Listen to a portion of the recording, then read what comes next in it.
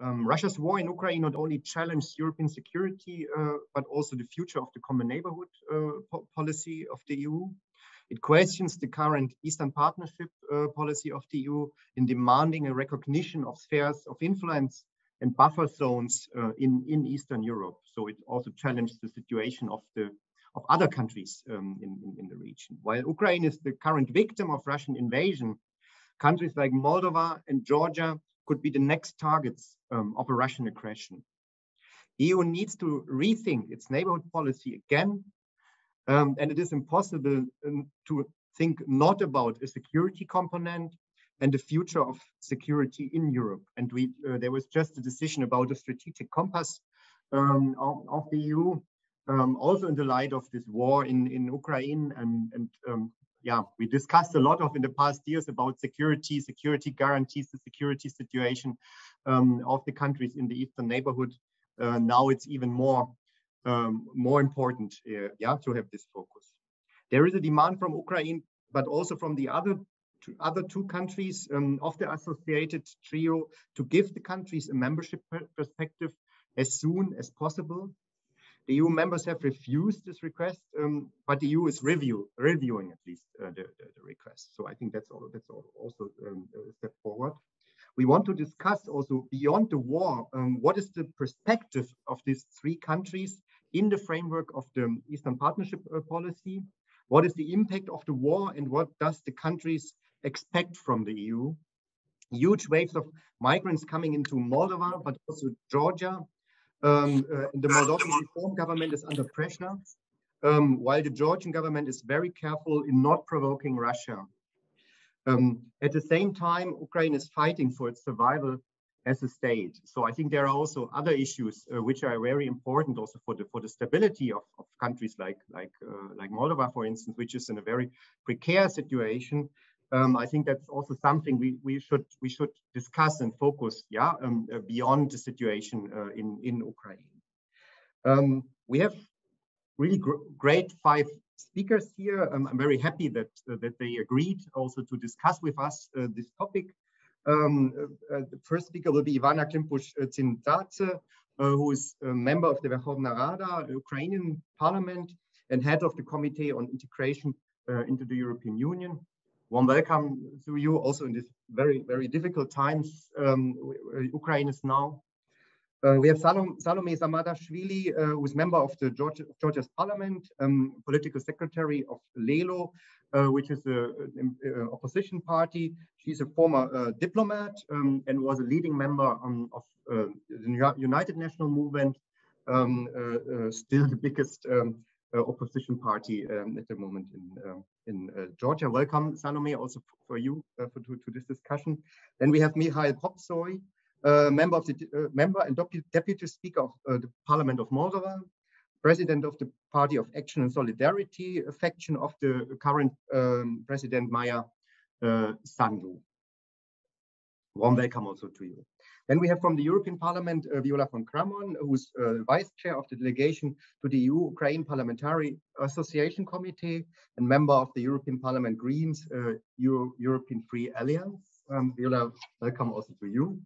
And Andrius Kubilius, who is chair of the delegation to Euronest Parliamentary Assembly, Europe's People Party in the European Parliament. I just want also to thank the Embassy of Lithuania, with whom we are organizing this event also as a partner. They also initiated, we discussed this kind of event, and supported also to invite people here. Thank you also to the Embassy of Lithuania. I would like to start with the speakers from Ukraine, Moldova, and Georgia, and ask 5 to 7 minutes with a short input. What does the Russian aggression in Ukraine mean for your country, and the role and importance of the EU's Eastern neighborhood policy? And is the membership perspective something which should be now discussed and would be important? Why or why not from your perspective? So why it is important now to discuss it? Maybe Ivanna, we start with you, also looking into Ukraine and in this difficult situation. Thank you, Stefan, dear friends. Thank you for having this discussion today. Greetings from Kyiv, which is being bombarded by Russian terrorist troops. Greetings from Ukraine, that is being tried to be erased from the world map by the Russian Federation. At this particular point, we do have the only chance for survival and for further development just by winning this bloody war on our territory, totally unprovoked one. And we can do it definitely with resolve, courage, and bravery of Ukrainian armed forces, Ukrainian people, Ukrainian society, but not without support of the free nations. And I think it's today, it's the choice for every single nation to be either on the side of light or on the side of darkness and evil. And I hope that every nation and every politician in the free world is making the right choice for him or herself at this particular moment. With regard to the topic that you have outlined for this discussion, I think we have to be in such an unprecedented situation, and among friends, we have to be very sincere with each other, and we have to really assess directly and clearly what do we think about Eastern Partnership and Eastern Neighborhood policy of the EU, and we have to admit that the Eastern Partnership policy and Eastern Neighborhood policy is actually dead, and it has been dead for quite some time. I think it has been dead since the clear decision of three nations of integrating into the EU, signing association agreements, getting visa-free regimes, and then the other two, like Armenia and Belarus, making their choice in different direction, and with Azerbaijan also trying to balance between the two options, so to say, and also leaning not that much maybe to the EU or not that much to the Russian Federation, but to Turkey, for example. So Northern American Indians are saying that when the horse is dead, dismantle. I think it's right now, we have to agree and we have to admit that Eastern Partnership and Eastern Neighborhood policy was developed under totally different conditions with totally different goals at that point also, both for the EU and for the countries that have been participants of this particular policy. So at this particular point, I think it's the policy is totally dead, and we do not need with all due respect and with the gratefulness and gratitude to all our friends in the EU who have come up in the earlier days with the policy of associated trio, which we joined together with Moldova and Georgia, and we were trying to use this as an additional instrument for our European integration. At this particular moment, I think we have to agree that we need not this additional instrument, but we need the only thing, which is European Union membership. And that's, we totally understand, we are realistic. We understand that there is no real fast-tracking procedure to join the EU. We understand that it creates additional problems, caution, hesitation in many countries. We understand how much we have to do and deliver in terms of reforms internally, starting from rule of law and ending with basic kind of quality standards or security standards and so on. But we think, and we also understand, how cautiously people in the EU countries are assessing the ability, for example, of Ukraine, the big nation in terms of population, to join the EU. We understand the, how much Ukrainian voice could mean in the EU, considering the population and so on. We understand how costly it might be and so on. But notwithstanding all of these factors and all of these concerns and conditions, I think that at this particular moment, we understand that candidate status is not really written through in bureaucratic procedures in the EU, and it could be granted to Ukraine based on a quick decision of the European Commission, quick decision of the European bureaucracy, which should be supported by European by European member states, European Union member states. And if all those concerns that I outlined earlier, I totally understand them. But at the same time, I think there are two main other factors that have to be taken into account. If the EU wants to remain a real forepost of democracy and real appealing magnet for for people who believe in values and who believe in rights, I think it has to take this decision. Moreover, if we are talking about the EU as representative democracy, I think you have to take into account the decisions and the mood of your societies, which is showing that across Europe, at this particular moment, we have about 70% of European citizens of European countries supporting Ukraine's joining the EU, starting from 92% in Poland and ending with 62% of support in France, and anything in between, but not less than 62%. So I think that this should lead to clear decision of the EU, and that would give us not only the feeling that our right to live is protected, but the feeling that our right for the future is also kind of secured in Ukraine. That would open us additional possibilities after the war will end at some point. And just to kind of sum up, I have to be really sincere, and I have to address my my Moldovan and my Georgian colleagues. I do understand that Moldova and Georgia are trying to use this situation for their benefit at this particular moment and try to address their concerns and their dreams and their goals in this particular moment. I do have a lot of questions to the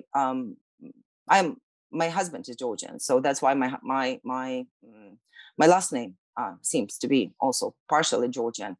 I have a very close connection with Georgian people. My daughters are half Georgian and so on. But I have a lot of questions to Georgian authorities at this particular moment, not necessarily to Georgian people. I am grateful for the support on all the international on all the international platforms like OSCE, UN, Council of Europe by Georgian delegations, and I understand that this is huge support for Ukraine and for the again side of light. But at the same time, I do not understand the easing of Russian sanctions against Georgia as a kind of payment for the non-alignment or non-intrusion policy of Georgian government. If Ukraine fails, if Ukraine falls in this war, definitely next there will be attacks on Georgia, Moldova.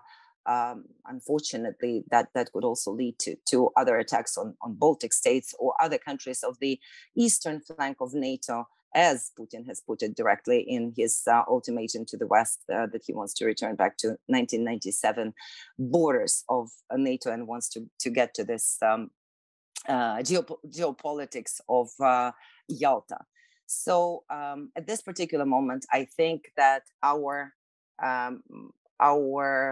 request for membership has to be considered separately from Georgia and from Moldova. I think at this particular moment, we are much more prepared as Ukraine, considering what we have done in association agreement.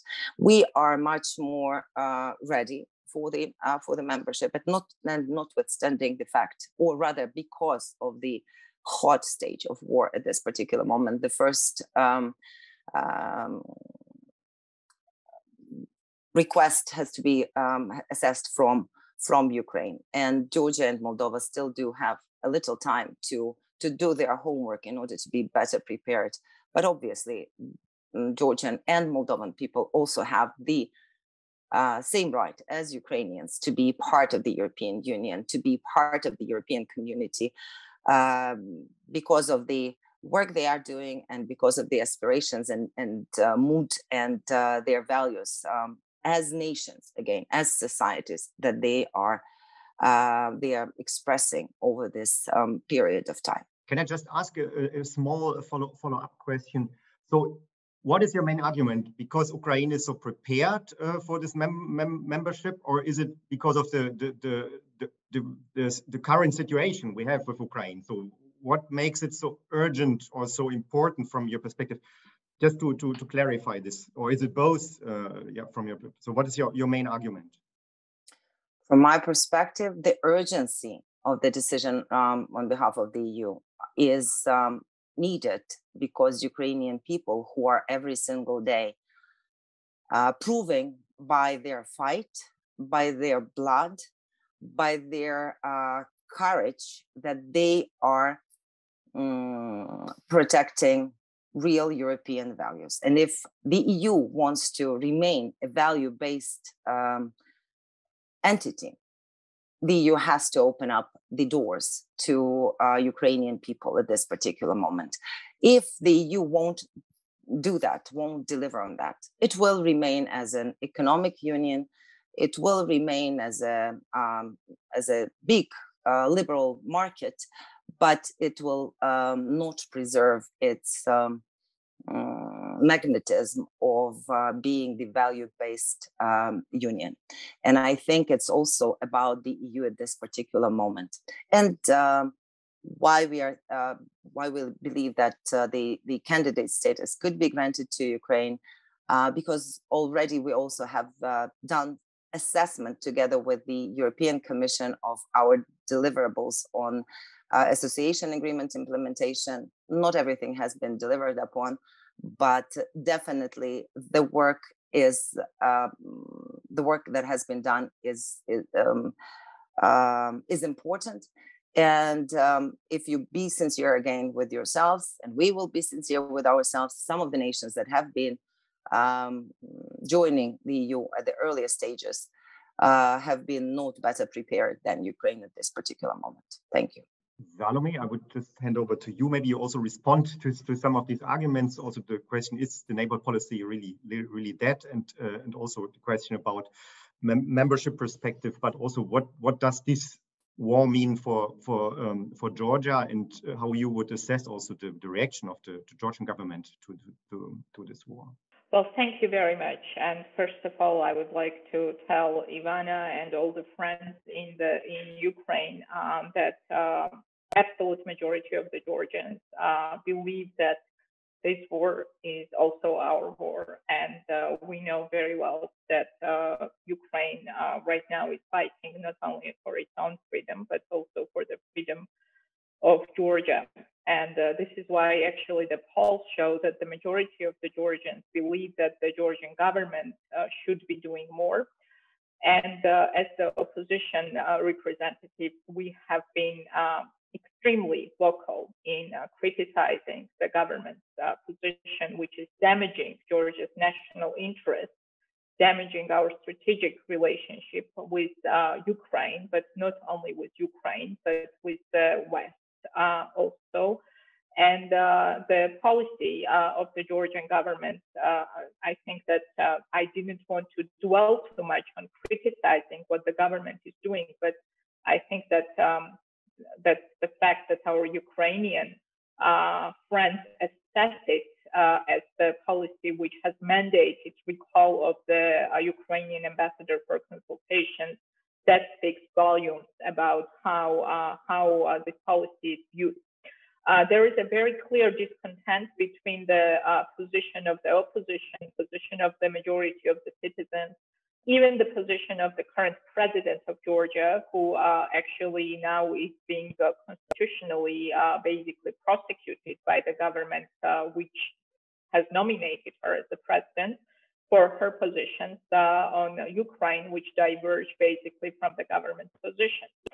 So we are in a situation where I'm afraid to say it, but I do have to be rather blunt about my assessment. But I think that this government, Georgian Dream government, is actually very concerned about the eventual victory of Ukrainian nation in this war, because that would mean their political end. And I think that we who believe that Ukraine will emerge victorious from this heroic war, we also believe that it will be a chance for us to liberate our country from this government. This is how we view it. And for what does Ukraine war mean for Georgia? I think that it is very clear that Georgia is the next. And at this point, I think it's difficult to judge how things will end in Ukraine. Of course, my wish, and now I'm speaking about my desires, is that Ukraine wins it all, that Ukraine does not have to give up any of the aspirations, including the NATO, and that we, together with the free world, defeat Putin's regime, because I very much think that Putin will not stop.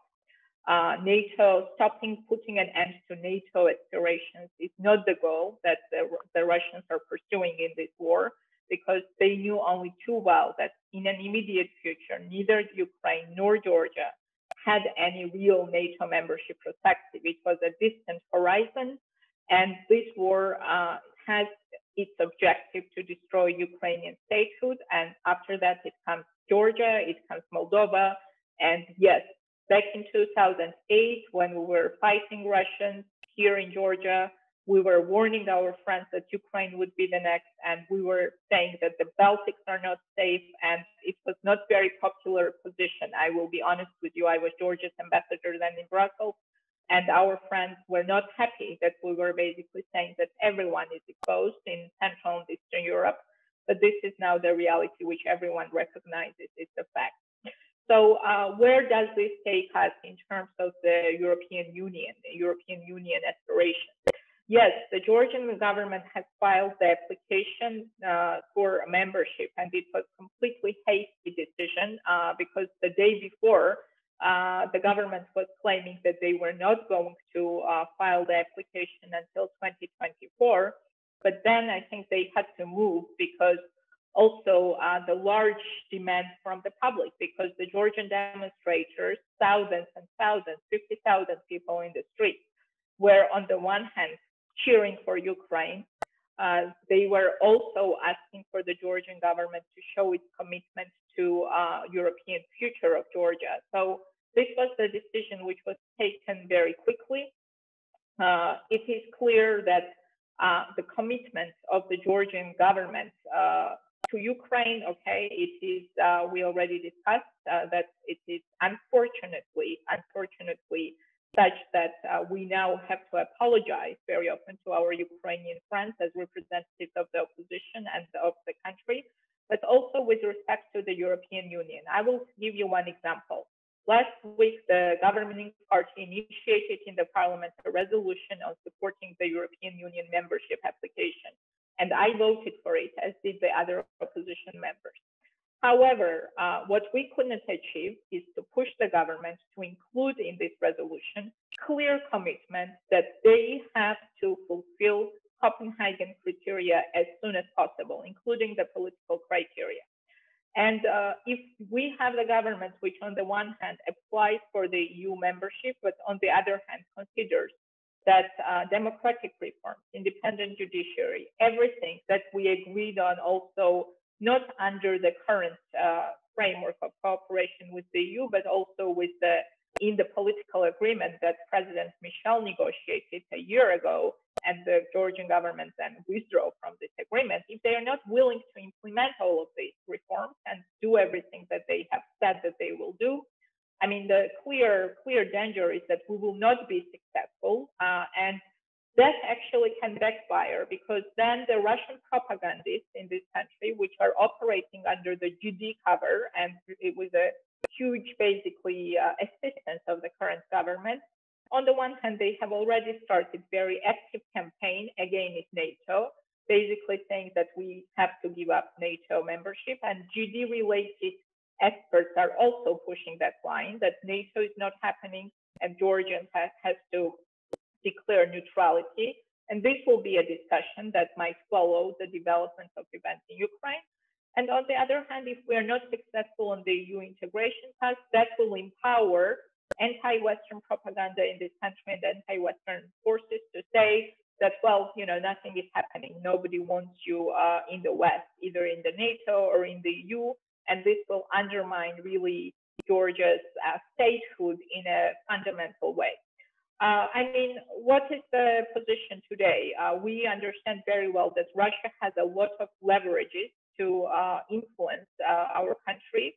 It's not only through the operations of the pro-Russian media outlets, political operators, which can cause all sorts of provocations in the country and destabilize country from within, but also it is the reality that parts of Georgia are occupied, and if Russia decides to, they can move rather quickly to basically completely undermine our security. And yes, the Russians know it, and the Georgian population also knows this, and they feel also concerned. If you look at the polls, on the one hand, everyone supports Ukraine. On the other hand, there is a great concern amongst the citizens that Georgia is the next target. Under the circumstances, what we need in Georgia is consolidation, societal consolidation, consolidation of the political spectrum also around our objectives. And this objective should be very firm support for Ukraine, basically, sending very clear message that this war is our war. On the other hand, it is also clear that we need consolidation around the declared objective of the EU membership. Unfortunately, I don't see this happening right now because the governing scheme is very busy branding the opposition as a party of war every time when we speak about need to support Ukraine and the need to be successful on the EU integration front and etc. So under the circumstances, I'm very concerned about the advancement of Georgia and what that means for our future. And in conclusion, what I want to say, this is my opinion, it's also opinion of my party. Yes, we need the EU membership, and I agree with the previous speaker that the Eastern Partnership Initiative, which was designed after 2008 war between Russia and Georgia, in a sense has become obsolete because the countries which were advanced, they achieved basically more or less everything they could, and they need new perspective, and this perspective should be membership. On the other hand, I will be honest with you, this is our political position, especially in light of this recent discussions which have started in Georgia regarding neutrality with respect to NATO. We also need the security umbrella. And the EU membership, in my belief, is not substantial, is not substitute in that sense for the NATO perspective. And we all understand that if the Russian regime is not completely annihilated in this war, the statehood of Georgia and Ukraine and Moldova and other countries also, I think, in the Baltic countries especially, will stay exposed to potential dangers. So my message is, yes, give us pro-Western perspective, the commitment to the EU, commitment to the NATO, but also continue pressing the Russian regime until it crumbles, because we will be only safe when the current regime in Russia is put to an end. Also looking to the time, I just hand over directly to Mihail, also asking him about what does this war mean for Moldova and your perspective also on the membership and the neighborhood policy. So you also think it's dead and there's no other option than a membership perspective in a very, very difficult situation also for the EU. But maybe first focus on the situation in Moldova and how this impacts also on Moldova. Dear friends, first and foremost, I will give you the latest numbers on the numbers of refugees that we've welcomed in Moldova. Since the beginning of the war, we have welcomed more than 340,000 refugees, which is more than 10% of Moldova's population. And around 100,000 are still today in Moldova, about 40,000 minors. The number of refugees that we currently welcome in Moldova and care for is more than 3% of Moldova's population. In relative terms, Moldova is taking the largest number of refugees compared to any of the other countries. And we are doing our best to provide the best care we can to the children, women, and elderly of Ukraine. And we are using our constitutionally mandated status of military neutrality to be able to provide the best care and safety to these large numbers of refugees that are coming. And we are, of course, greatly concerned that if, God forbid, an escalation were to occur in Odessa, the UNHCR projects that the number of refugees could go into 1 million in a matter of days. And this is certainly giving us a lot of pause. We have tried to do our best with the meager resources that we have. And our call to the international community is to help us withstand economically, because we are doing our best to maintain macro-financial stability on which political stability in the country is predicated upon. Inflation rate is going close to 30%, given the energy crisis that we already were facing even before the war. Now, the potential of the major trade losses that we have incurred, the high prices of gas and pesticides and agricultural material is putting pressure on the planting season, which is going to further create economic challenges for Moldova. So budgetary assistance is key for us to be able to continuously provide good care to our good friends from Ukraine, but also to be able to provide support to Moldovan citizens in order to maintain economic stability. When it comes to the European integration, this is number one priority for us now. We understand that a fast track may not be possible, although we would certainly welcome it. Therefore, we would also be happy to see a single market solution for us to be integrated into the single market as soon as possible. But European integration and candidate status has been a major political priority for us, and it remains so. In fact, as you of course know, about half of Moldovan citizens are already citizens of the EU, myself included, and most of my fellow members of parliament. We are Romanian citizens, therefore fully fledged European citizens. Therefore, I don't think there should be a competition between Georgia, Moldova, and Ukraine when it comes to joining the European Union.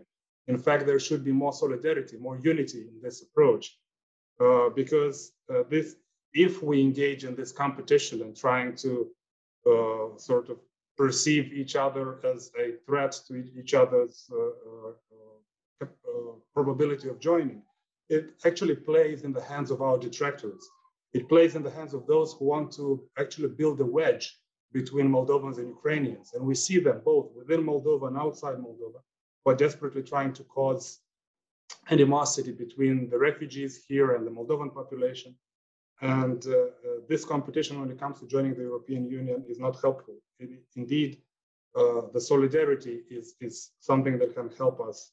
And if we are totally frank between us friends again here, let's face it, there is no way that Moldova can hold anybody back because of its small size and half of it already being already citizens of the European Union and economically being very much integrated, 70% of exports, and having been the first to negotiate the association agreement, having been the first to get the visa-free regime.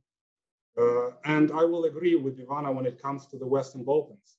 Moldova nowadays, on most of the good governance, democracy, anti-corruption indicators, is doing better than many of the Western Balkans countries were doing when they got their membership prospectus. So in this regard, this is true. But when it comes to the Eastern Partnership, well, some of the founders, notably Sweden and Poland, and then Foreign Minister Sikorski, were certainly envisaging Eastern Partnership as a waiting room for the European Union. And this was reasonable. But then others, of course, that will go unnamed, were perceiving it as more of a ring of friends, which was an euphemism for a buffer zone. And we all agree now that buffer zones are no longer legitimate and are no longer acceptable in the progressive civilized world. Therefore, Eastern Partnership has certainly outlived its purpose. It was questionable from the very beginning when you had Belarus and Moldova on the same footing. It didn't make a lot of sense then. It doesn't make any sense now. So, of course, this vehicle, this policy instrument has certainly outlived its purpose, and we are very much committed to doing everything we need to do to become candidate countries, not only because this is a right in the sense of the founding documents of the European Union, and not that this would be an end in itself. It is actually the process that is important to us, the transformation that we need to go through, because ultimately it's in the interest of the Moldovan citizens.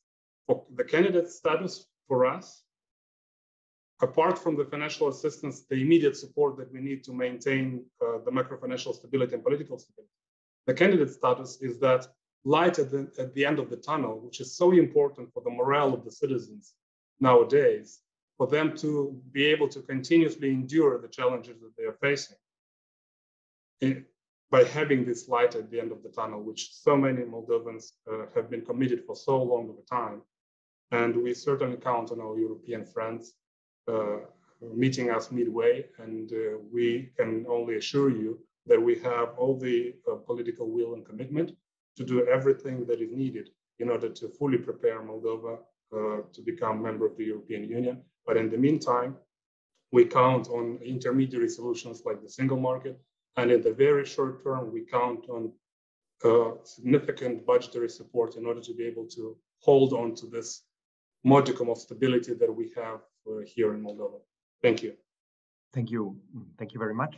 Also reminding us how many refugees already went through Moldova, and also what does it mean for the country. Yeah, also the German Foreign Minister Baerbock was also in Moldova, and we also know what it means when Odessa might fall, or we don't hope so. Yeah, that this will happen. I would like to hand over to Mr. Kubilius at this point, and maybe Viola give you the final word. Colleague also reminded me that to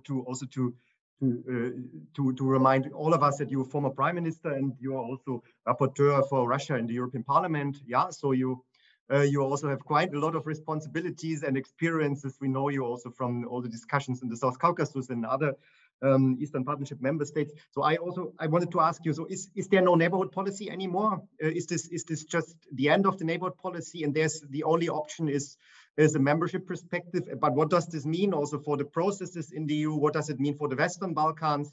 Yeah, I think that has a lot of implications if we discuss in the light of the war the future of the neighborhood policy and the kind of accession policy for an EU who is not ready for this. So these difficult questions to you, Mr. Kubilius. Okay, thanks a lot. Really, very good questions, and definitely very important questions. And thanks a lot for organizing this event, which really is very important, despite the fact that, of course, all our attention and concerns are devoted to the war, where Ukrainians are really fighting in a heroic way. And I'm absolutely sure that Ukrainians will win with our assistance as much as possible. But definitely, even now we need to talk about our lessons. All of us, we need to take lessons from what has happened, from this war, and and to look into, very openly, very frankly, into mistakes which we made. We know, of course, that this war is, is a criminal war. It's unbelievable what Putin is doing. And really, he will go to international tribunal. But the question is, why it had happened, and were here any possibilities to avoid that? And here I am coming to very simple conclusions that yes, we need to look into our neighborhood policy as something which we were perhaps not expecting that the war will start, but looking back now, I see what perhaps we needed to do in a different way. So unfortunately, those lessons are very tragic, but we need to take lessons. Next point, I think that really this war will change a lot, both in the neighborhood, in first of all in Ukraine, but also in Moldova and Georgia, also in Western Balkans. I do not see big difference, if we think that neighborhood policy is very successful in the Western Balkans. So I would say that I do not agree with that, and I see all the problems which are coming if our neighborhood policy will stay as it is now. So I think that also we need to look into possibilities that philosophy of our neighborhood policy will be changed also since we are looking that the war will have major impact on EU, on neighborhood, on Russia itself. So let's look also what we need to change in our neighborhood policy. So second question, very simple political one, which we need to answer. Usually, when we were talking about our neighborhood, about Ukraine, Georgia and Moldova, we were saying this is their business. If they want to join EU, they need to make their job. We shall look, we shall wait, we shall make critical remarks to them. We shall advise, we shall assist, but that is their business. We are neutral from that point of view. It looked like that. If they will manage to achieve, EU membership, okay, we shall accept them. If they will fail, okay, that's their problem now. So I think this is a wrong attitude again. And and to the question, if I would be, German Chancellor at the moment, it's not an easy job, of course. I understand, but and I would have a very simple question: do we need Ukraine as a member of EU? I would say yes, definitely. And why? Because my German voters are showing very clearly their opinion. 69% of German voters, as it was shown in recent opinion polls done in Germany and France, they are saying, yes, we want Ukraine to become member of EU. So it's for political leaders not to listen to their voters in a democracy is quite dangerous. So that's just, I would say that, really what this war has changed. First of all, it changed really, European citizens, their opinion. Let's remember that in after 2014, only 31% of German voters were supporting, Ukraine membership in EU. So very big change has happened because of this war. The question is, do our political leaders accept this change, and do they understand what that change is meaning? Now, why we need Ukraine? Why we as Europeans, as Germans, as Lithuanians, as French people, why do we need Ukraine in EU? My answer is very simple, because this is the only way how we can create stability, and security in our neighborhood. There are no other model, no examples that EU would be able to create stability in its neighborhood without, a real policy of integration. Now, why we failed till now with that, with that policy? Again, let's be very frank. I see two major reasons. One was that, in EU, political leadership was afraid to provoke Putin, with stronger, neighborhood policy, with stronger integration policy. But as we see, Putin was provoked exactly because of weakness of our policy towards the neighborhood.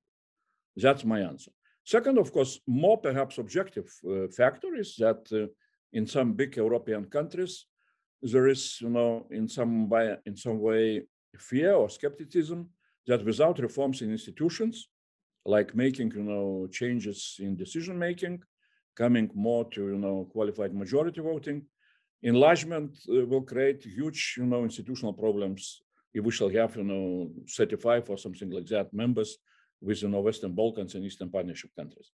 So that is what we can have in mind when we're looking into, what kind of new enlargement philosophy we need to have. But let's look very clearly, what we can do. And I will, simply will say two or three things till the end why I see what we need to do now.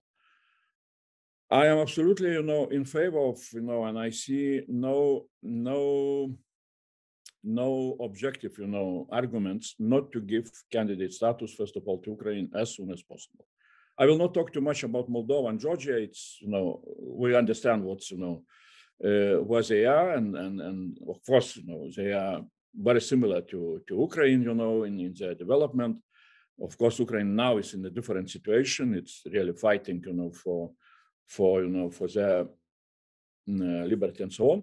But that's why I'm talking more about Ukraine, not mentioning too much of Moldova and Georgia. But candidate status really is very important, especially for Ukraine. In a very simple way, I will try to explain. They will fight really, for their, freedom, for their liberty. But at the end, he will be, perhaps not so easy negotiations with the same guy, Putin, with a, war criminal. And Georgia will, Ukraine will need to go for some kind of compromises, as we see, and Ukrainian leadership, they are now naming what kind of compromises, including, neutrality and so on and so on. And that is where, we need to be of a very strong and effective assistance to Ukrainians from that point of view. They need to have, something big at this moment, and that big can be candidate status towards EU. I looked through, how Commission evaluated Serbia back in 2011, 2012, and I do not see why Ukraine, would not get the same evaluation from Commission with a positive, conclusion that yes, candidate status should be given to Ukraine now. Because even, before the war, there were quite many think tanks, for example, SEP's analysis, which was showing that, there is no big difference in between of development and achievements on integration road in between of Western Balkans and Eastern Partnership trio countries like Ukraine, Georgia, and Moldova. So again, let's be frank. We made, on our side, we made an artificial difference. We gave, to Western Balkans candidate status. They are going through negotiations. Why we did not make the same with Ukraine, Georgia, and Moldova, I explained before. Fear of Putin and, some kind of resistance in some big capitals because of institutional, problems. So let's overcome those our mistakes. Second, how we can proceed with enlargement itself and procedures of negotiations and so on. Of course, now tradition is that those negotiations are going for, well, I remember very well our dates. We made an application for membership in 1995, and we became members in 2004. So it took 9 years. Of course, it took some time before negotiations started, then a few years of negotiations, and then, and then treaty and so on and so on. So can we make it, in a more rapid way? It depends again on two things. One thing is what we can make more rapidly, and that is what we were discussing, and perhaps Mihail just mentioned. We can push, first of all, for integration into single market, which according to some experts, according to the evaluation, is 70% of the road to full membership. But that is, of course, would allow us to avoid institutional questions. All the benefits of membership in single market would be given, but it would allow EU to resolve its own institutional problems. Second, point which we can try to look, and that is why I wrote small piece, small article. I saw that they published also it in Ukraine. I asked myself a very simple question. Why should we go for some kind of philosophy change in our enlargement policy, looking not only in example of Lithuania, Central Europe, how we went through, but also looking into an exceptional example of how Eastern Germany became member of EU. And I came to a very simple conclusion that, in our case, we were, first of all, we were asked to, first of all, to integrate ourselves to, acquis communautaire, to show that we are ready, to implement all the acquis communautaire, and then at the end we got, membership license. With Eastern Germany, it was different. through reunification with Western Germany, they first of all became members of EU. Through reunification of Western Germany, they got all the acquis communautaire, and then they were learning how to live with that, acquis communautaire. So, I mean, then they were learning how to integrate themselves. It was not easy, it was difficult, but that was different philosophy. And sometimes I'm asking myself, if we should look, into our neighbors, like Moldova, Georgia, Ukraine, as a family, which has, an issue to adopt, a child which is still, somewhere around, but without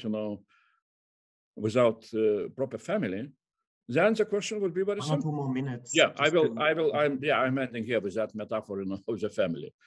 What is better, to adopt the kid which had no education, no proper, cultural, development, and so on and so on, and then in the family to assist him to grow up, or to ask that kid to grow, to develop himself, and when he will reach our family standards, then we shall, adopt him.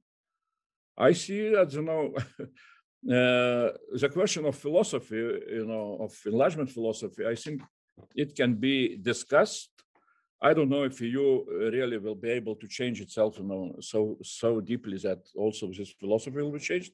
But in any case, we can ask ourselves very, very clear questions. Are we ready really to change the situation, geopolitical situation on the European continent, with really pushing forward the policy which would allow to stabilize, the countries which are in our neighborhood for time being, and which are simply attacked by Putin regime. Viola, would you also take the same lessons, or would you have the same lessons learned, like the previous speaker? I think for me, it's really the question. So we can discuss also the common market or single market, but we also know that the EU is not ready for more members, at this point, and we have processes and so on. So the question also to you, on one hand, on the membership perspective, but also on the alternatives to it, to us. Yeah, thank you very much, Stefan. Thanks for inviting me, and thanks to all my colleagues who have contributed very valuable and understandable desires. I mean, every morning, every night, I wake up, I check the internet, we see what's going on in Ukraine, and we are all can only assure Ukraine we have to do everything, really everything, to make sure that Ukraine survives, that we find all the means which are necessary to secure sovereignty, independence, and Ukraine's Ukraine's statehood, what is heavily attacked by Putin, not only on February 24th, but already, of course, before, when he was writing about what his intention is on the 12th of July last year. So I was very much in favor already last year in May, when Robert Habeck spoke about the defensive weapons. I spoke to many of my colleagues. Nobody joined us. We were pretty much, let's say, isolated. And I wished we would have started with the whole, let's say, preparation for a potential war much earlier. At that moment, right now, for me, the whole discussion about their potential membership perspective for Ukraine is a little bit of a distraction, to be honest. I wish we would invest our resources in what is necessary now. Make sure that civilians are being brought out, make sure that besieged cities are freed, that people are not tortured, that we do not see deportation, that we do not see camps, concentration camps, gulags in Russia and everything else. So for me, I think priorities have absolutely shifted to a very academic discussion from what is needed on the ground, what we have to do right now, where we also have to ease our procedure. When I hear from my Ukrainian friends, and I spoke to some last night, that the German government is doing everything possible to make it difficult for Ukraine to receive this equipment, military equipment, weaponry, and so on. So we are at the very beginning when it comes to let's say, this survival of what we are speaking about. So for me, these are completely different levels what we speak about. Of course, I fully share what was said before and what also our president of the EU Commission has said.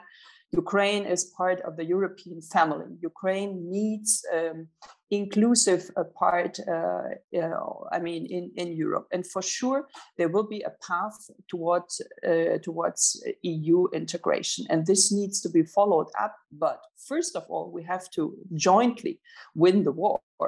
And there's nothing what you can do when you have a membership perspective on winning a war. I mean, this is a different level. And also, I mean, we are speaking now about a global famine. We are speaking about a famine in Ukraine, but it's not related to a membership perspective. We have to make sure we get food into Ukraine. We have to make sure we get people delivered with everything they need. And for me, sorry to say, I do understand why this is also part of the commitment from the European Union towards Ukraine and the citizens, and it's an important signal, and I share the signal. But honestly, this is not what is urgent now. And that's what I was saying. I mean, yes, candidate status might be helpful in the long run, and I do share this. We are responsible then for reconstruction. We are responsible for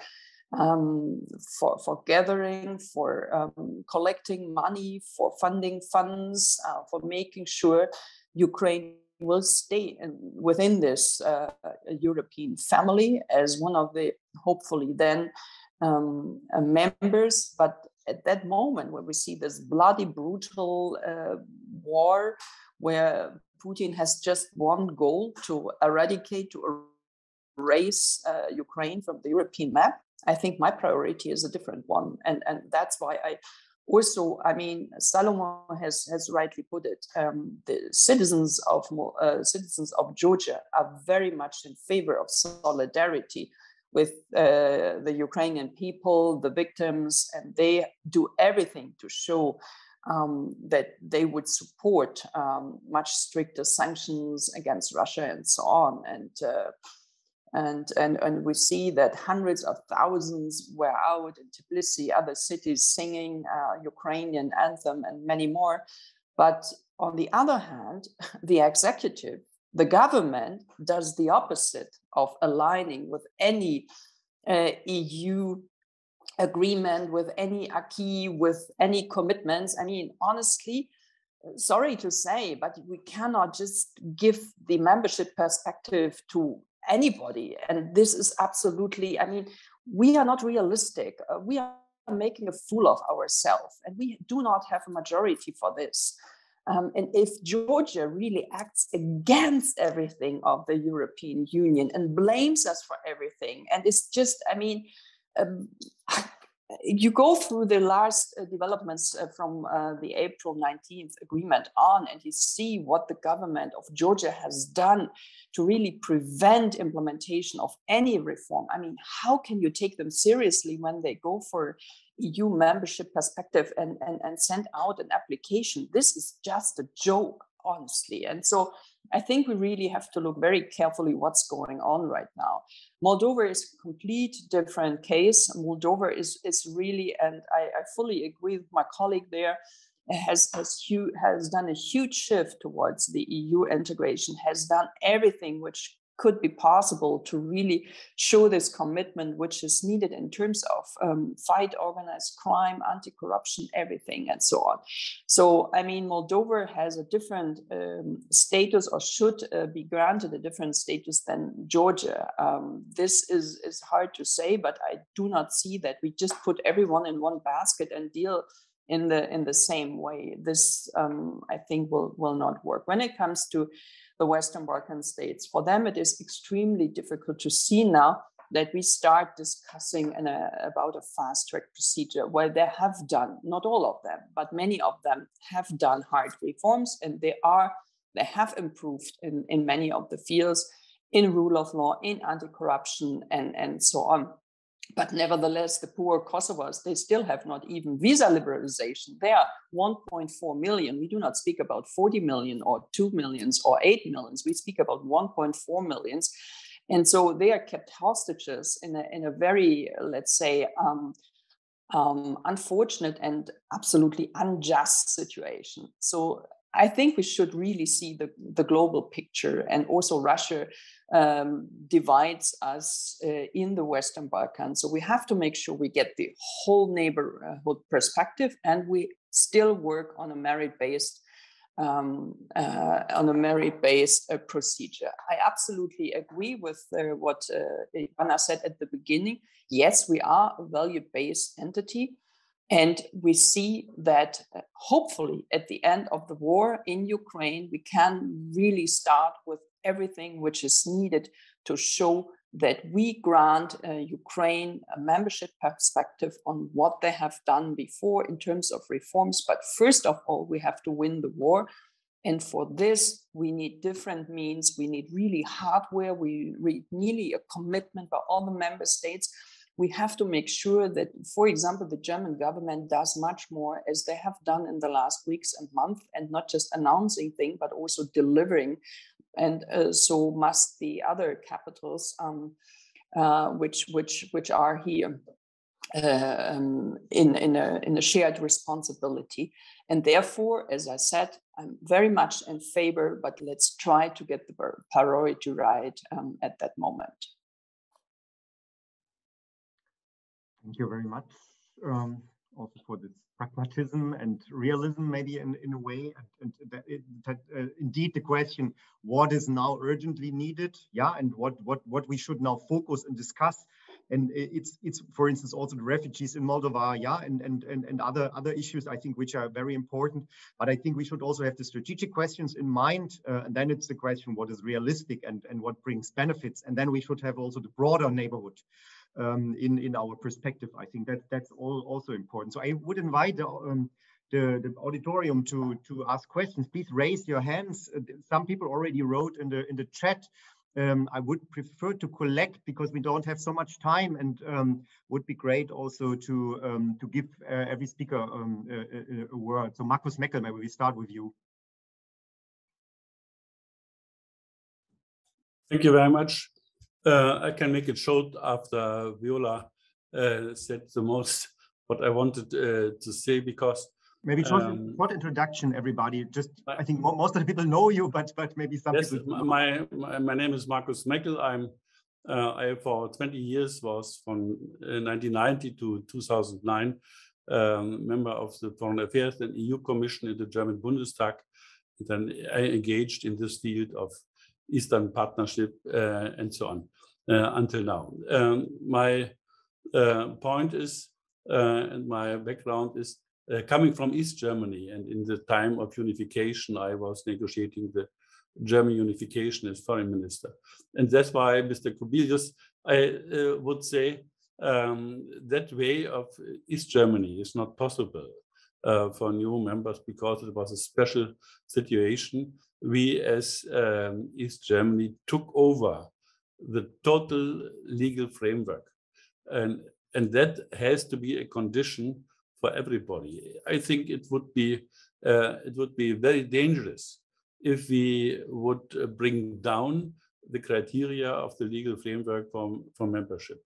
Don't forget the discussion some time ago with all our difficulties, which are not away with Poland or Hungary, the question of rule of law. I think it is marvelous what even Poland is doing now in the refugee issue for Ukraine. But at the same time, the problems which we have on the Belarusian-Polish border is continuing. And this has to be integrated and has to be brought together. And the question, the difficulties of rule of law and the problems with the Constitutional Court are continuing. And so I would stick to that question of value-based structures and the legal framework as a criterion. But at the same time, I totally agree, and I was pushing it all for the last 15 years, that we should give Ukraine and Georgia and Moldova, even them, the candidate status, and push and not only wait. And at this point, I agree with you, not just wait what they will do, but really much more give ambitious and support in that perspective, and give a clear European perspective, which is written in the 49 article of our constitution EU. But even we didn't follow this way of 49, that every European country has that way. And much more pushing it, I think, is the right way to give a clear perspective. In other, and all other fields, I agree with Viola. Today, the priority is to win the war, to support Ukraine with weapons, with strategies, with more sanctions, and be more flexible, and continue to be really united as EU and as NATO. Thank you very much.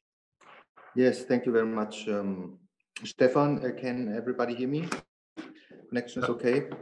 Yes. So yes, I wanted first of all thank the organizers and you, Stefan, and all others for having organized this this meeting this morning, because I esteem it of high importance also to bring this debate, especially in Germany, further. And I fully would repeat and emphasize on what Andrius Kubilius has said on the German public opinion, who is in movement. And it's not only the public opinion, but it is also in circles of experts and in circles of people close to the decision making, that we are in a kind of movement here. And I am increasingly optimistic that we will even go further in the direction of what has been discussed here today. So I believe that the decision in Versailles is a step forward. It is not yet a breakthrough. It is still a procedural step, but anyway, it is a step forward, I believe, which paves the way for further progress. So it is true that German political class is still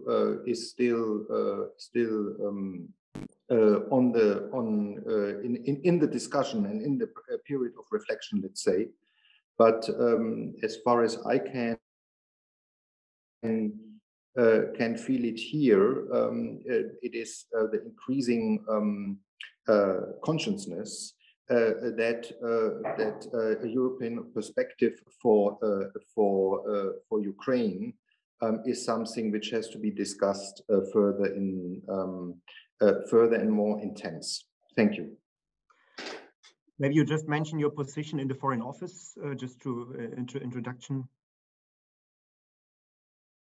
Oh yes, I'm heading the division for Ukraine and Moldova here in the political department in the Federal Foreign Office. And Black Sea region, I think it's also important. Thank you. Tone, Kosse and Eichinger, please, is the next. Please introduce yourself, yeah, everybody, just that I don't need to remind. I myself was ambassador to Ukraine some years ago, and also from 2019 to 2021 special representative for the Eastern Partnership. And I wanted to ask, Ivanna said Eastern Partnership is dead, but let me first say one word about EU membership. Of course, I am very much in favor for the way of Ukraine and direction of becoming a member of EU, but we should not forget, EU is not only a community of values, but also of law. And we are seeing a lot of problems linked to this fact. And becoming member of a community of law, you cannot just do it like that with a finger snipping. So It will take time, whatever some people may say. This is not so. So I completely agree with Viola. We have to see that this war ends and help Ukraine as much as we can. Now, Eastern Partnership. I completely agree. As it was, it is surely not viable anymore. But the question is, what should or could we do instead in the place? Of course, we already moved in direction of, let's say, two-track Eastern Partnership. But what could be done with the three associated members of the EU to have, let's say, a fast track of integration? What would you think would be useful in this respect under the heading of our discussion today, Eastern Neighborhood Policy? I would be happy if there are some more ideas in this respect. Thank you very much. Thank you. So Miriam, I maybe take one or two more people and then I would give it back also. And Ivanna, you will be the first. Yeah, Miriam Kosmil. Thank you.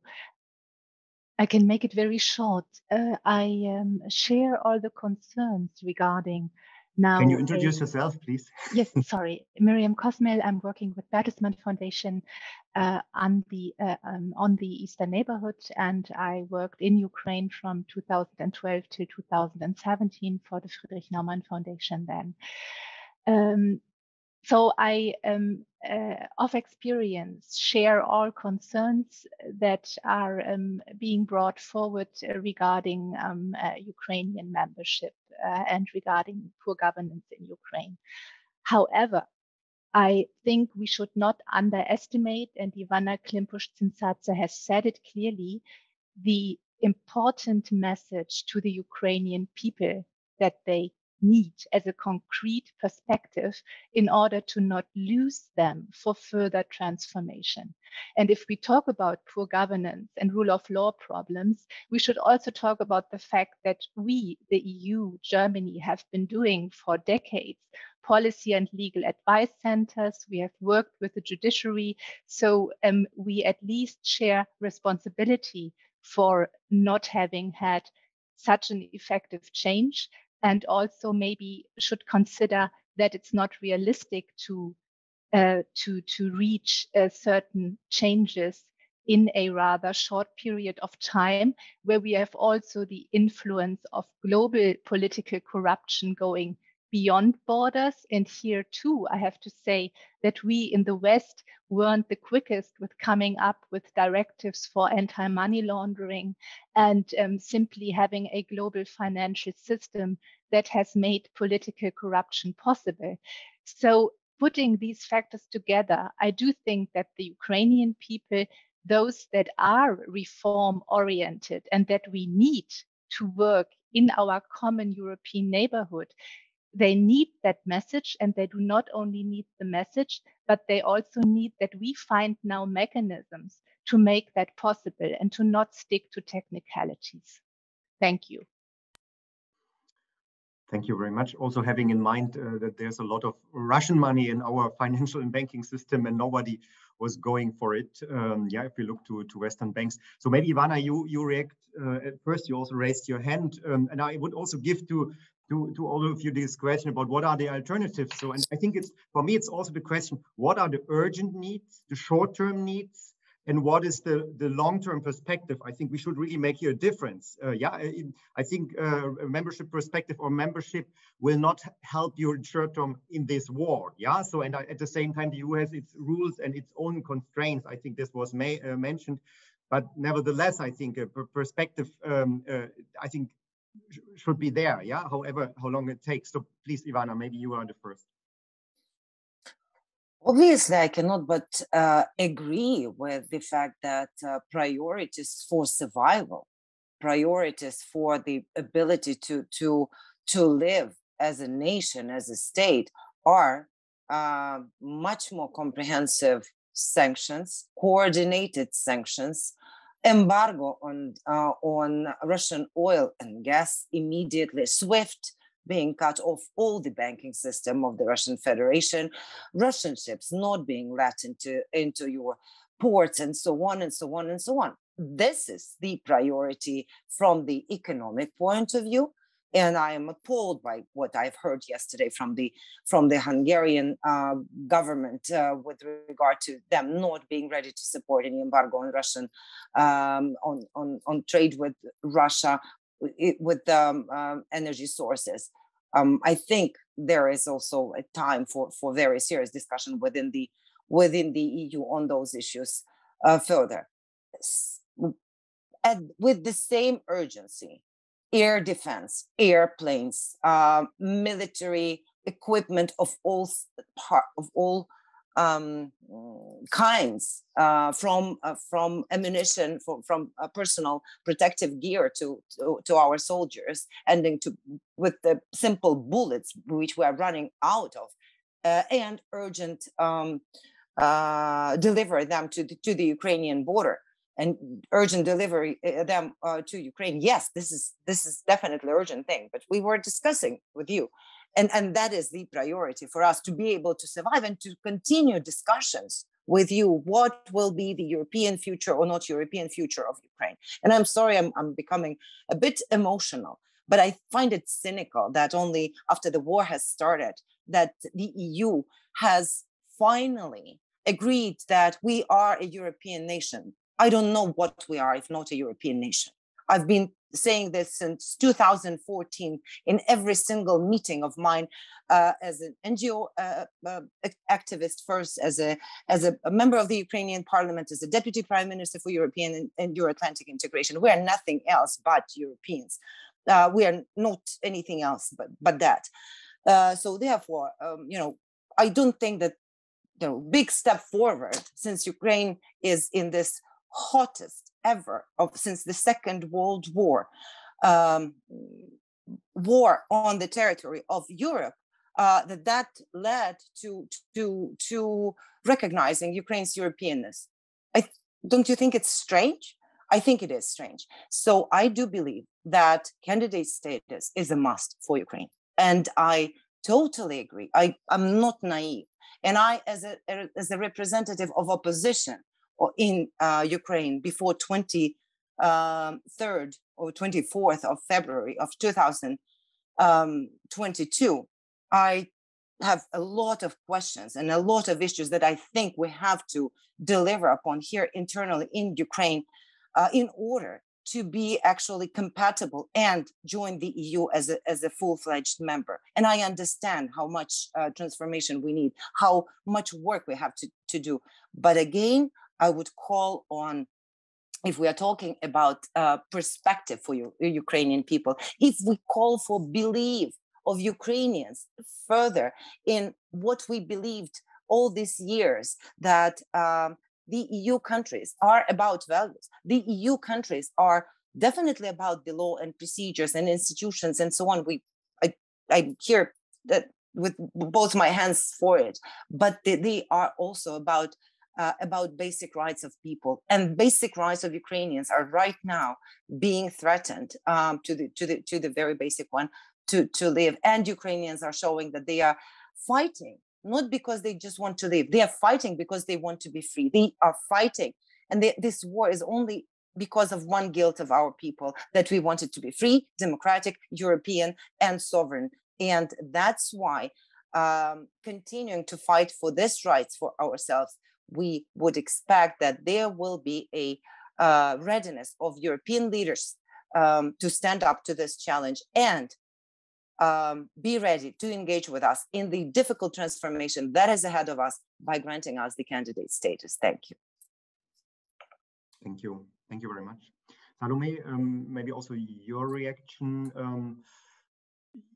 Speaking as a opposition politician, yeah, also in Georgia, I think it's also the question how to adapt now, yeah, with this situation. Maybe you can have a final word on this with regard to neighborhood policy, accession policy, but also how Georgia in itself is changing. So I don't want to make up the big box, but maybe just where do you see this heading and what is really needed here? Okay, so first of all, the Georgians support the EU aspirations with a large majority, close to 90%.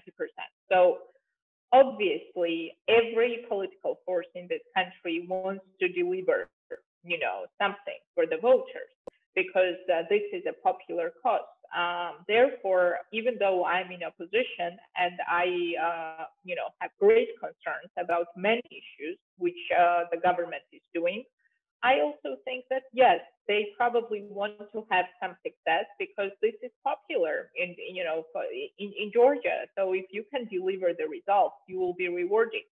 So the question now is how to handle the situation where, on the one hand, it is existentially important for our countries to get the EU perspective as soon as possible. And on the other hand, I will talk regarding my country, regarding Georgia. We see that this is the government which has withdrawn from Michel Agreement, where the EU had to apply actually a sanction regarding the failed judicial reforms, etc., etc. Maybe something which can be discussed, because the question was, okay, so what shall we do with the EAP? Because the EAP is more or less, basically everybody agrees, obsolete for the 3 countries which are members of the trio and have applied already for the EU membership. I think that I would say on behalf of, in terms of the Georgian case, what might be a solution is to introduce very strong set of conditionality in terms of pushing the government to do whatever they need to do in order to succeed in accepting the candidate status. And maybe we can also see what can be additional pressure points that can be created in terms of putting the pressure on the government of Georgia, for example, to deliver. One such idea is just the idea, because we all know that the EU integration and the EU enlargement is always the creative work. Yes, there are rules, but also these rules can be adopted according to the realities which the EU is facing in this or that country. So I think that in this case, in the case of Georgia, conditional candidacy status can be also something that maybe can be discussed, that, this is a decision which basically would send a message to the government that this is not an irreversible decision, depending on how they perform. Because I wouldn't be saying this if I had a full faith in this government that they would fulfill the to return to the agreement which they signed, Michel Agreement, and implement whatever we agreed on. That could be a very strong signal. Again, even though we are in opposition and we are very cautious about the potential for success of this government, I also have highlighted in my introduction that I'm concerned about undermining the faith of the Georgians about their European future if there is lack of progress on the EU front. And finally, and I will finish with this, we are now facing the situation where the West has basically introduced containment policy on Russia. I think that just very much like in the historical experience, this containment policy, in my view, will bring results if it has 2 axes. One is directed at Russia and continue pressure, strengthening the sanctions regime and everything else until again this regime crumbles. This should be the end game which is pursued by the Western policy. And second is empowerment of the countries which are the victims of the Russian aggression, like Ukraine and Georgia, and helping us both in terms of our pro-Western, building our Western future, but also mitigating the consequences, the economic consequences of that we are facing, given the circumstances. Of course, Ukraine to a much larger extent, but the result for the Georgian economy will be also very, very painful of what is happening now and the Russian-Ukrainian war. Mm-hmm. We're running out of time, so Mihail, maybe 1 or 2 more minutes also reacting to this question and short-term, long-term reaction from a Moldovan perspective. Sure. I will just reiterate that number one priority for us now is to maintain the macro-financial stability in the country so that we can provide the best care we can to our good friends and neighbors from Ukraine, and also maintain the purchasing power of Moldovan citizens given the rampant inflation. Just bear in mind 10% of Moldova's population we have welcomed. The number of refugees, 3% population are here. But also don't forget that our Transnistrian citizens are now also de facto being integrated economically into Moldova because the logistics lines of the Transnistrian regime were cut off for obvious reasons. And now we have another almost 10% of population that are being integrated into Moldovan economy, which we have to accommodate. And this is also posing serious challenges. Therefore, we need immediate financial support in order to maintain this macro-financial stability and therefore political stability.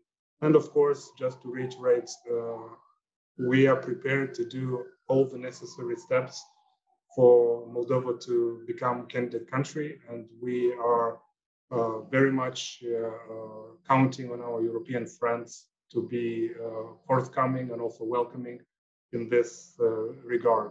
The transformations that would happen and would entail in the process of negotiations are very important, but the candidate status is paramount because you cannot transform a country while keeping it at arm's length.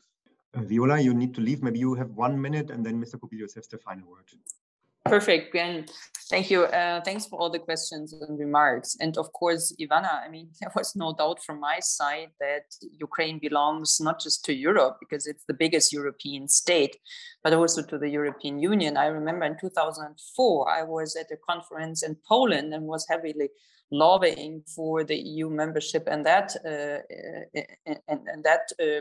circle there, and many people just couldn't believe what I was saying, because I saw that Ukraine needs a place amongst the members of the European Union. But what I said before is what I mean. I think I wish we would have much more of a commitment now on the priorities and then go for the technical procedures and go step by step. While I see it is a merit-based process, I see on the other hand, we have a geostrategical question to solve.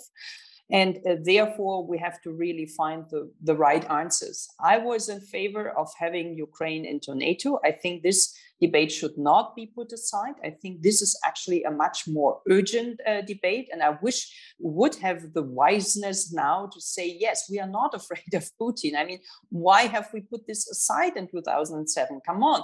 This is a terrible situation that we were scared to death. Why? I mean, he escalates no matter what we do. He escalates no matter how neutral Ukraine and other states are. And this is a question. And why isn't that not the topic right now? Why do we speak about membership? Well, we actually need security, and security means NATO perspective. And why is that not on the agenda? Tomorrow and on Thursday, Biden will come, and I hope that somebody will seriously speak about that. It would have never been an attack against Ukraine if your lovely country would have been member of NATO, or at least have a serious, let's say, accession plan. That is our problem. But nobody is even there to speak about that. This is what we have to shift the debate around. And I see membership, yes, but really let's focus on the priorities first. Mm-hmm. Thank you. And Mr. Kubilius, the last word. So I also want to ask this as a question to you. Is this the wrong discussion we are leading here? Are there no other priorities which are maybe more urgent? I also started off with the security situation, security component. So maybe relatively short also from your side. Thank you. Yeah, I will try to be as short as I will manage. But yeah, thanks a lot. First of all, really, you put very good question, because I was preparing myself exactly to answer why now is so important for the Western community to speak out about whatever Euro-Atlantic integration of Ukraine. Simply because we need to understand what is at stake, and why Putin started the war against Ukraine. Because Ukrainians made very clear choice back in 2014, not only about freedom and their sovereignty, but also about their Euro-Atlantic integration. if they would declare at that time that they love, Kremlin, Putin, and whatever, there would be no war. So they made a choice, and Putin attacked them. And now, when we're saying, look, now it's not a time during the war to speak about, membership perspective, because now really it's very important to deliver guns and things like that. We're making some kind of mistake. Because for time being, I agree absolutely with Viola. It would be good if we would be able to say, look, guys, you will get NATO membership very soon. But let's be again realistic. I see what President Zelensky is saying, and I understand in what kind of situation he is. So on one side, the West is not ready to deliver NATO membership. From another side, we're saying, look, let's not speak about EU membership because it's not a time for candidate status or whatever. From our side, it's a big mistake. Because, then if I would be Ukrainian, I would ask myself, so for what I need to fight? Okay, my country, my freedom, and so on. But if, I made a choice to go, the Western direction, and the West, even during the war, is not able to send a very clear message that you belong to us and we shall do everything, for your membership, then, what is next? And that again will be our big mistake. Because if we, behave like we are doing, at least, sometimes now, I'm afraid that Ukrainians really will not be convinced after even they will win the war, that they will be accepted by the Western community at any time as full members, either to EU or to NATO. And then we shall have the problem that this country, heroic country, can develop itself into very, painful, situations. That's our obligation. So that's why I'm saying, yes, candidate status now, because this is what Ukrainians, need to have very clear understanding that really they will be accepted. And second point on values. I don't know who is more European, during this war, Ukrainians or us. No, because we need to remember that, European values, even in the article number 2, are not only rule of law, which is very important, but this is, in some way I would call technical, very important value. But there are also some values like, for example, solidarity. And when EU is not able to agree on oil embargo, so I don't know who is really most, more European, us or Ukrainians, who are fighting for the values, and we are not able to deliver one of the values, solidarity. So that's my critical remarks on where we are. And I hope that really we shall manage to understand that this war demands big changes everywhere. In European Union, in our neighborhood, and so on. And that is what we need to do. Thank you very much. I think that was also the idea of this discussion, to look beyond the war. So yeah, I think we should look on the urgent needs of Ukraine, but also other countries. But I think we should also have these strategic discussions and not fall again into the trap of just going on and muddling through. Yeah, I think which we too often did in the past. And I think we should have the whole region into mind, because I think for Russia it is about the whole the post-Soviet countries. Yeah, so it is about a sphere of influence. It is about buffer zones, and I think that's something which is unacceptable. And I think we really need this kind of discussion, but then we need also action. Yeah, so and I think I would like to really thank all speakers to join this discussion, to join this event, to widen also our perspective at the moment in this very, very difficult situation for Ukraine and and also Europe. And I would like to thank the Embassy of Lithuania also for their cooperation, and looking forward to follow up on this with our Ukrainian, Moldovan, and Georgian friends also. Yeah, and, thank you very much.